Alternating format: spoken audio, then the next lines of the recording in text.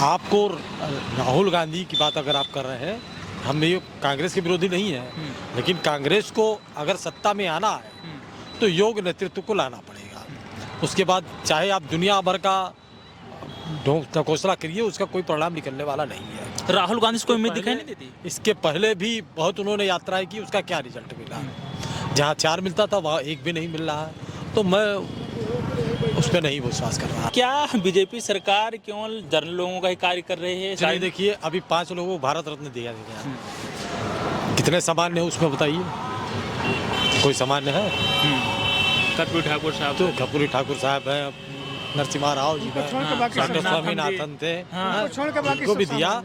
तो एक सामाजिक एकता का वो करके ही तो लेके चल रहे हैं ना। क्या कांग्रेस की रिज्यूम में नहीं होता था? बहुत हुआ है, चुनी चुनी सरकारें गिरा दी गई। खड़गे साहब का ये भी कहे कि अगर इस बार बीजेपी सरकार बन जाती है तो भारत का लोकतंत्र समाप्त हो जाएगा। क्या ऐसे? ये उनका व्यक्तिगत विचार है, इस पर हम कुछ कमेंट नहीं करेंगे। आपको क्या लगता है? व्यक्तिगत तो 100% गलत विचार है, ऐसा कुछ नहीं है। क्या भारत का लोकतंत्र खतरे में है? बिल्कुल नहीं है। भारत की जनता इतनी जागरूक है तो लोकतंत्र कैसे खतरे में रहेगा? भाई सरकार तो हम बनाते हैं, लोग तो नेता तो हम चुनते हैं, तो हम कैसे कह दें लोकतंत्र खतरे में है? अगर ये गवर्नमेंट काम नहीं करेगी, कल हम ही एंटी पार्टी हटा देंगे, दूसरे को देंगे। तो ये कहना कि नहीं है, ये तो गलत चीज़ है। जैसे कुत्ता जो है शेर को कुछ कर नहीं सकता, तो लेकिन भोगता जरूर है, तो वही हाल है। हरिराम यादव जी, 10 वर्ष कैसे रहे बीजेपी सरकार की? क्या लगता है समाज के लिए? जो पेड़ पहले से लगे थे उनको इन्होंने और डेवलप किया।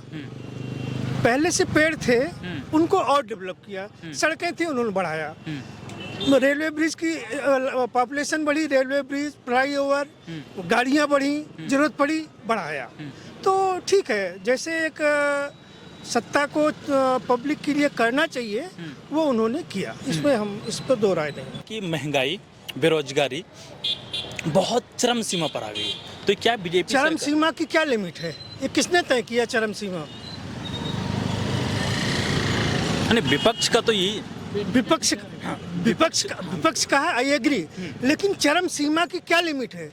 कि अगर हमारा पेट्रोल 500 रुपये लीटर हो जाए, पर लीटर हो जाए, तब चरम सीमा है, या 100 रुपये पर ही चरम सीमा है? इसकी कोई लिमिट नहीं है।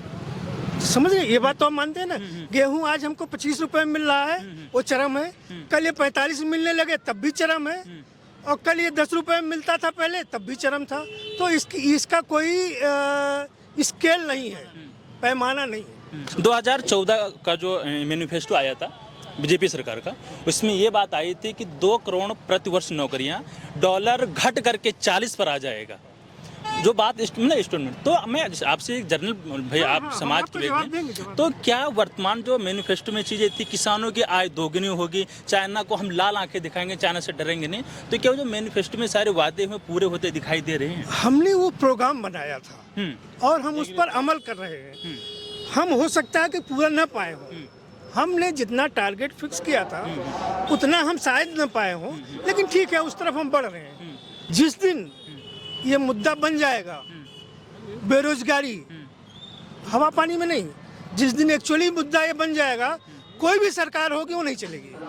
क्योंकि आज की डेट में हमारा जो नवयुवक है वो बहुत ज़्यादा है, और उसकी आबादी हम कम से कम मानते हैं कि 25 करोड़ से कम की नहीं है, जो 18 से 25 के बीच में, 25-30 के बीच। अगर वो उसने मुद्दा बना लिया तो सरकार, कोई भी सरकार रहेगी, वो किसी की भी रहेगी, वो नहीं बनेगी। इसलिए ये तो मुद्दा है ही नहीं है, या बना नहीं है अभी तक, न बनने की कोई चांस दिख रहे हैं। क्वालिटी ऑफ एजुकेशन भारत की सही है? वर्ल्ड की कितनी कंट्री नहीं, हम इससे सेटिस्फाइड नहीं। आप सेटिस्फाइड नहीं है?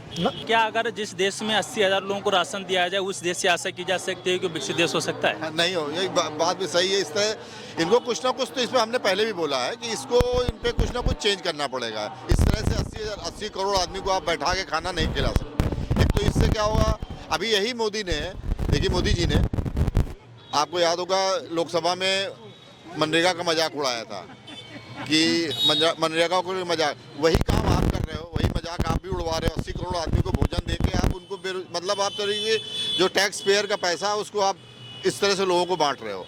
जो कि आपके अगर वो पैसा बचता कोई भी जो प्रोग्रेसिव कंट्री है वो इस तरह का फ्री में किसी को नहीं देती कुछ ना। जैसे पेंशन वाली नई पेंशन नीति जो लागू हो रही है उसका भी एक यही कारण है कि बैठा के आपको पेंशन कोई कंट्री नहीं अलाउ, IMF अलाउ ही नहीं करता कि आप इस तरह से बैठा के किसी को पेंशन देते रहे सालों साल। अब पहले लोग 60, 65, 65, 70 तक चले जाते थे, अब 80, 80, 90, 90 साल तक अगर जिएगा आदमी तो कहाँ तक सरकार पेंशन दे पाएगी। और उसके उसमें अब यही बात, अब इनको इस तरह से चीज़ों को बंद करना पड़ेगा। 80 करोड़ को जो लोगों को भोजन दे रहे हैं इनको कम करना पड़ेगा।